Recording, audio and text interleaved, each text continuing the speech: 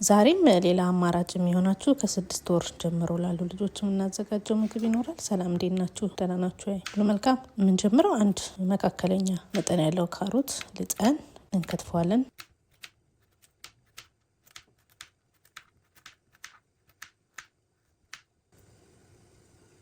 ከዛ ስቲም ማድረጊያው ላይ ስቲም እናደርገዋለን። ከዚህ በፊት እንደምላችሁ ስቲም ለማድረግ ማንኛውንም እቃ መጠቀም ትችላላችሁ። አለበለዚያም ደግሞ መቀቀልም ይቻላል።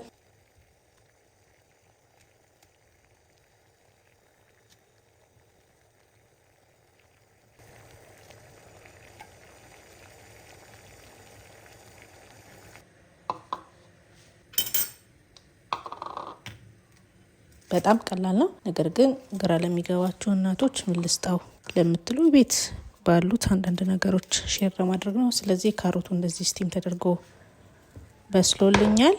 በመቀጠል አብሬ የምፈጨው ስኳር ድንች ነው። የተቀቀለ ስኳር ድንች አለኝ። እሱን ግማሹን ወስድና እሱን በደንብ ልጬ ከትፈዋለሁ። በጣም ጤናማ ጣፋጭ ምግብ ነው የምናዘጋጀው። ቤተሰብ ያልሆናችሁ ሰብስክራይብ እያደረጋችሁ ቤተሰብ እንድትሆኑ ጋብዣችኋለሁ። ቪዲዮን ከወደዳችሁት ላይክ አድርጉት። ይጠቅማል ብላችሁ ካሰባችሁ ደግሞ ሼር አድርጉት። ያላችሁን ሀሳብ ኮሜንት ላይ አስቀምጡልኝ።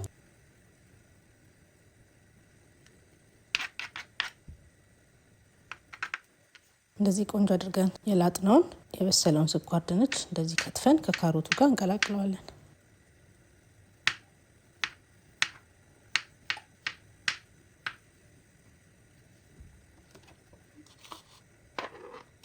በመቀጠል ልጆቻችሁ የሚጠቀሙትን ወተት እናደርጋለን። የቆርቆሮ ወተት ሊሆን ይችላል፣ የጡት ወተት ሊሆን ይችላል። እናደርገውና እንፈጨዋለን።